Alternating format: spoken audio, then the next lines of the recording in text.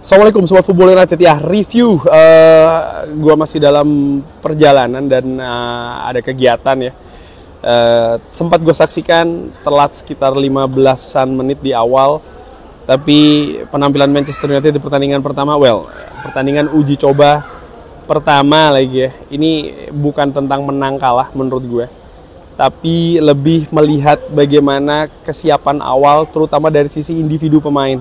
Dari sisi fisik misalnya, kalau dari sisi permainan masih belum bisa terlalu diharapkan, belum ada pematangan menurut gue dari para pemain yang memainkan sistem yang menurut gue cenderung sama ya dari yang dimainkan oleh Ruben Amorim musim lalu, dan ini menunjukkan konsistensi dan menurut gue ini yang dibutuhkan sebenarnya, tidak terlalu berubah-ubah karena menurut gue penunjukan dari Ruben Amorim sendiri pun juga karena sistem yang ingin dibangun, sistem yang memang sudah dibawa atau diterapkan sebelumnya di Sporting ya kan.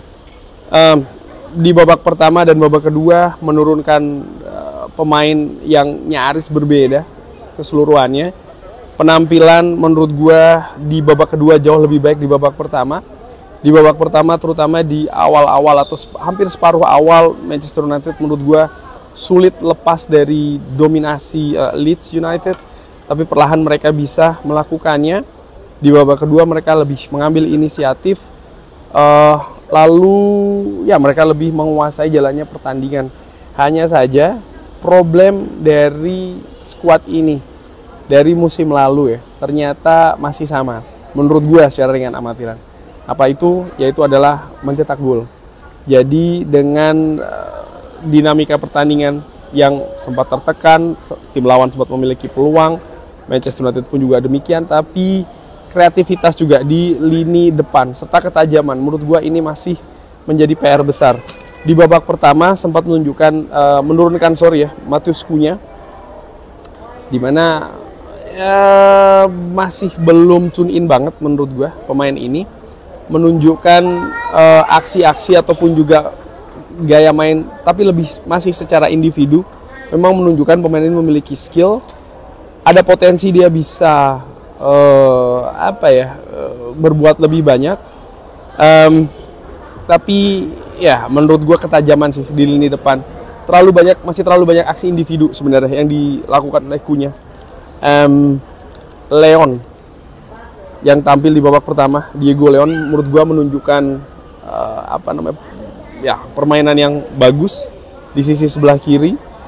Lini belakang menurut gua tampil oke di babak pertama. Di babak kedua sebenarnya secara keseluruhan tampil oke, tapi ada beberapa situasi bocor. Untungnya Tom Heaton melakukan beberapa penyelamatan yang gemilang, yang fantastis memang penjaga gawang ini. Di babak pertama juga yang gua notice adalah bagaimana Bruno Fernandes ya yang ditampilkan di gelandang serang berduet dengan Cunha. Lagi-lagi menurut gue di sini permasalahannya ketika Bruno didorong agak sedikit ke depan, di tengah Collier dan Casemiro kesulitan untuk bisa mendominasi lini tengah, untuk bisa megang lini tengah. Akibatnya dalam periode yang cukup panjang ini dikuasai oleh Leeds United.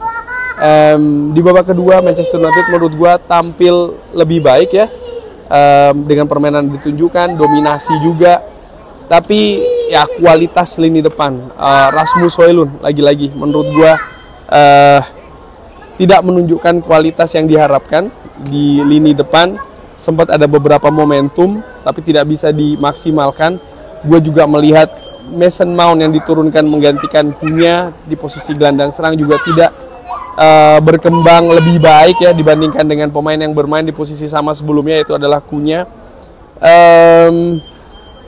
Diogo Dalot menurut gue tampil bagus, Ugarte tampil bagus juga, Tom Heaton fantastis, Dorgu tampil luar biasa menurut gue di babak kedua, menunjukkan permainan yang fantastis juga dan berhasil memberikan perbedaan warna permainan di babak kedua. Tapi seperti gue katakan memang permasalahannya lebih ke kualitas di lini serang sehingga Manchester United gagal untuk bisa mencetak gol walaupun ada beberapa peluang dan juga momentum.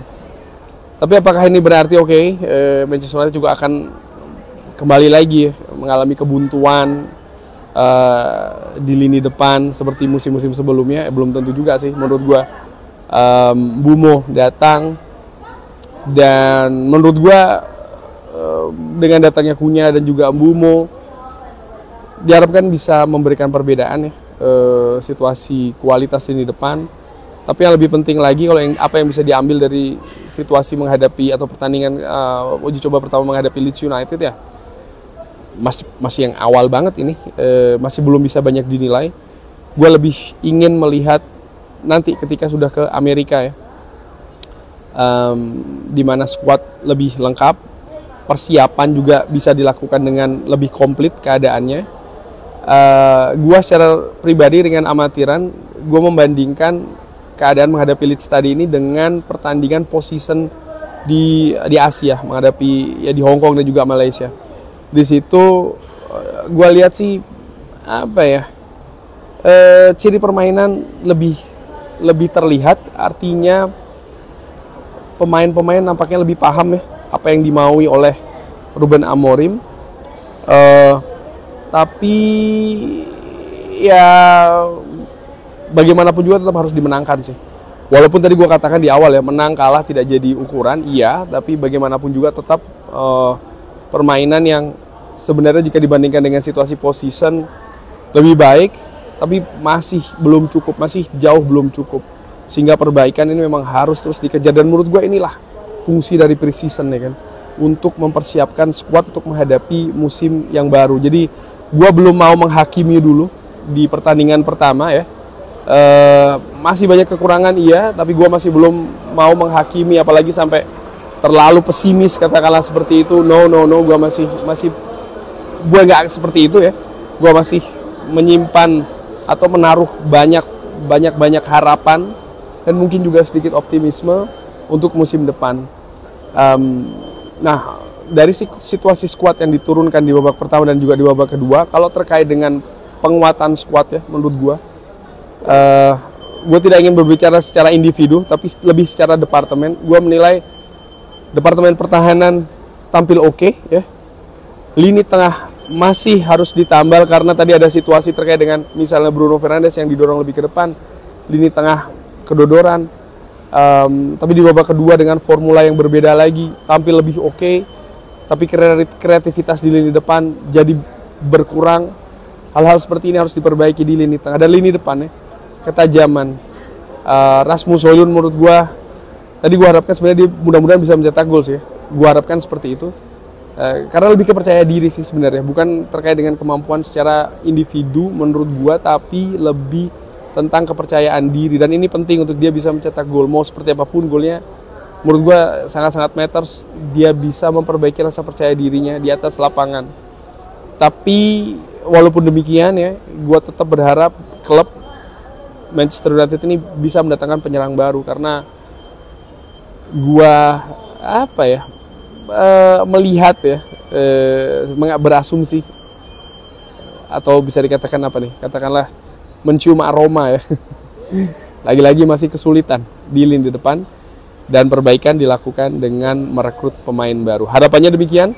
Bagaimana menurut Sobat Football United? Seperti biasa silahkan drop di kolom komen. Terima kasih sudah menyaksikan. Jangan lupa like, sholat, dan juga subscribe. Wassalamualaikum warahmatullahi wabarakatuh. Thank you.